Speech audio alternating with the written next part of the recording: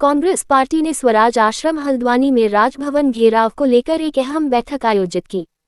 बैठक में नेता प्रतिपक्ष यशपाल आर्य, पूर्व प्रदेश अध्यक्ष प्रीतम सिंह, प्रदेश अध्यक्ष करण माहरा और विधायक सुमित हृदयेश सहित कई वरिष्ठ नेता और कार्यकर्ता मौजूद रहे। बैठक में 16 फरवरी को देहरादून में प्रस्तावित राजभवन घेराव कार्यक्रम की रणनीति पर चर्चा की गई।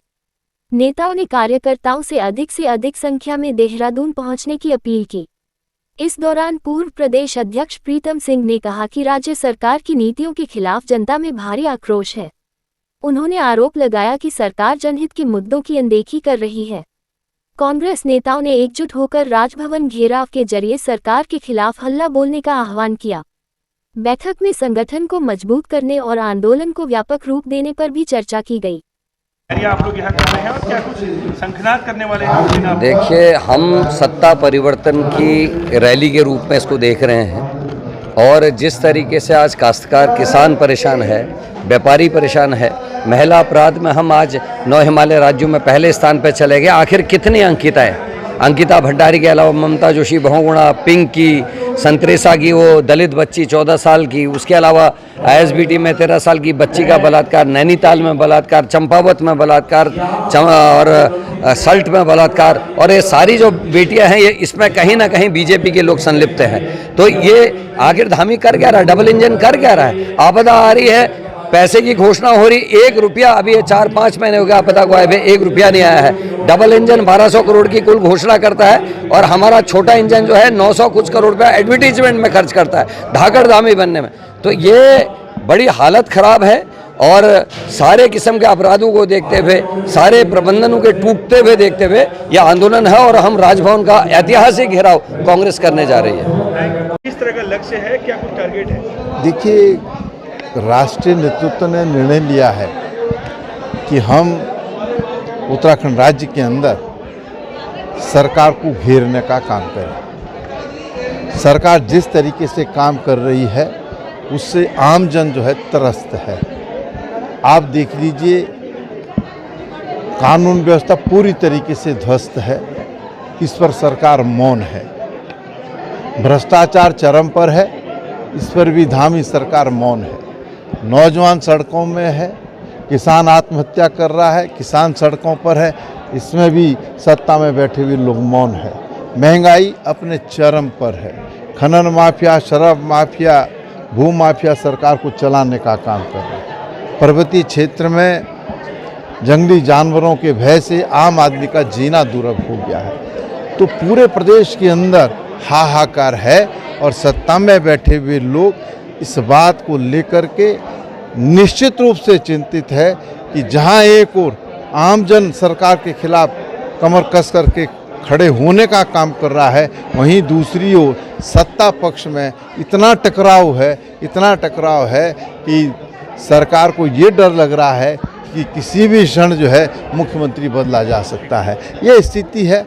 इसीलिए आज मैं हल्द्वानी आया और अपने कांग्रेस के साथियों से ये बात कही कि इस कूच में आप और आमजन अधिक से अधिक संख्या में सहभागिता करने का काम करें। और जिस तरीके से हमारे साथियों ने अपनी बात कही, मैं कह सकता हूं कि 16 फरवरी को ऐतिहासिक राजभवन कूच होगा। या फिर सरकार की सरपरस्ती में, सरकार के संरक्षण में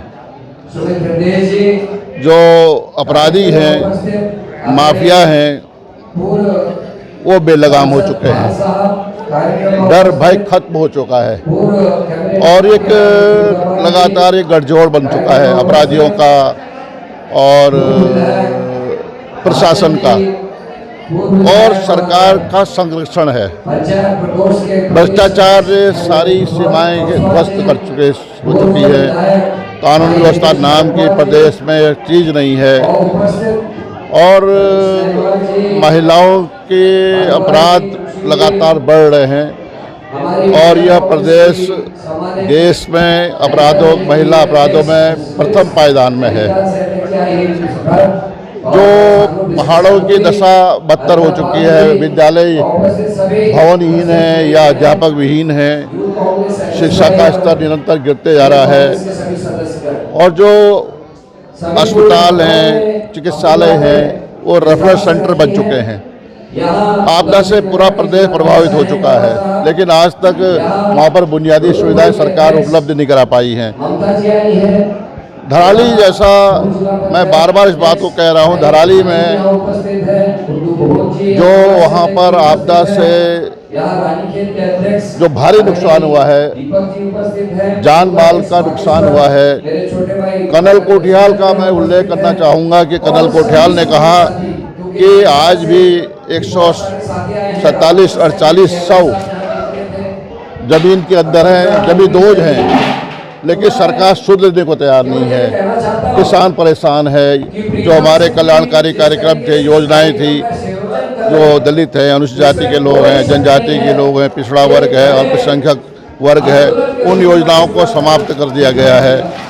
और भ्रष्टाचार, हर क्षेत्र में भ्रष्टाचार पनप रहा है। विकास प्राधिकरण लूट का एक जरिया बन चुका है।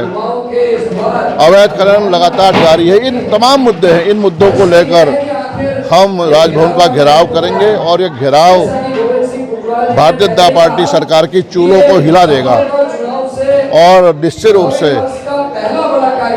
ये शुरुआत हो चुकी है। भाजपा के पतन की शुरुआत हो जाएगी। कांग्रेस की पूरे प्रदेश भर में इसको लेकर हो रही है। देखिए ना, भूतो ना भविष्य, ऐसा प्रदर्शन देहरादून में होने वाला है। आज तक जो आप लोगों ने देखा नहीं होगा, उससे भारी संख्या वहाँ पे देहरादून पहुँचने वाली है और इस सरकार को हिलाने का और जनता का जो अपार दर्द है उसका इजहार बयान करने के लिए हम सब लोग वहाँ पहुँचे। भारी तादाद में लोग पहुँच रहे हैं। सारे नेता हमारे वरिष्ठ जो हैं सब एकजुट हैं और मैं धन्यवाद देता हूँ AICC को और PCC को।